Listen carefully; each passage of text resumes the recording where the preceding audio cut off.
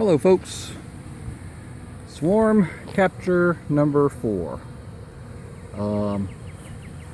In my backyard, in a neighborhood, on a small 1-acre lot in Murfreesboro, Tennessee.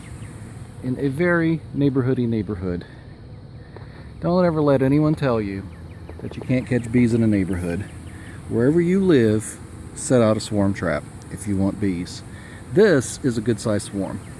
Most of these have already marched into the box. It's pretty empty. This is still pretty full. How many that are in here were also in here. So they won't be in this nuke too long. Before you know it, they'll be in a big box. But this is a good sized swarm. This is the 4th swarm I've captured. And I noticed them yesterday. 2 days ago, they were not in here. And you can see there's comb there that they've already built. So they're guarding it.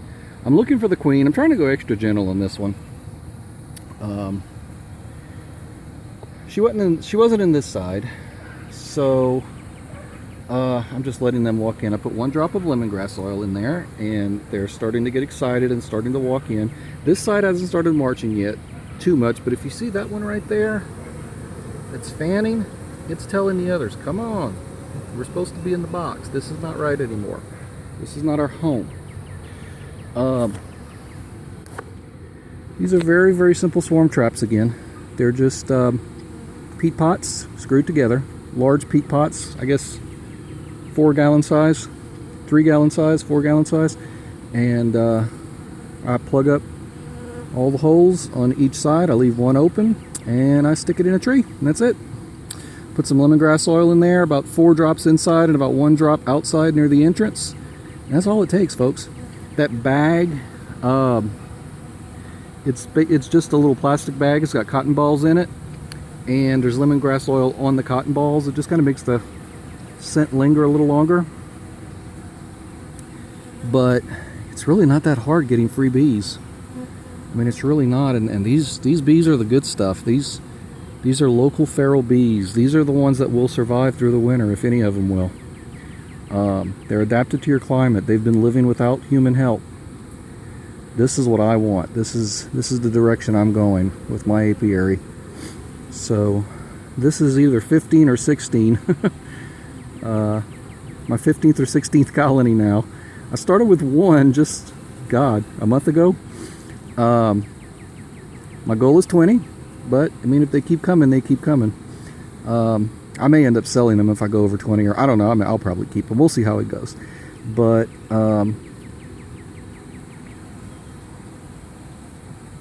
this is a good size swarm. So this many bees in 2 halves of this thing. Like I said, these have gone in. See all the fanning? They're all fanning their wings. They're telling everybody, come here, come here. We're moving into the box now.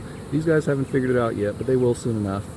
And they'll start moving in. And what I'm going to do, as they start walking in, I'm going to look for the queen, because more and more will get out of the way. I'm also looking for her now, in case she comes to the top, but I mean, trying to find her in here is not easy. I don't want to disturb them. I'm going to let them do an easy walk in. But anyway, if I have to, I'll shake them a little bit. They may not want to leave if she's in here, which she is. They may, they prefer her smell over the lemongrass smell, which is probably why they're not exiting. But eventually I'll find her. I'll box her up. This is what I call the hair curler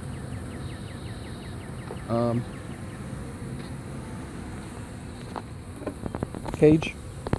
Lid comes off. Also hatched a queen in here. Looks like a hair curler, that's why they call it that.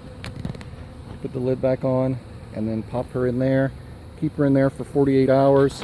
By that time everybody's settled, they're not going to leave, and you've got your bees established. So I need to find her, because if I don't find her, they may leave.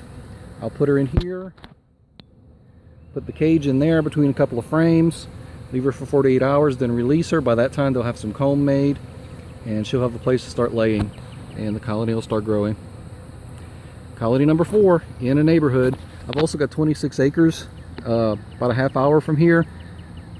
I don't catch anything out there. It's so rural, I don't really think there's bees out there. But I never saw bees on any of the blackberry flowers or anything until I brought bees out there. So, I mean, I'm sure there are some, but I have never caught a swarm out there. But here in the neighborhood, I'm starting to think that the more densely populated a place is, the more likely you are to catch bees. That would make sense, because either they're coming from someone's hives, which I'm guessing probably not is the case with a swarm this big.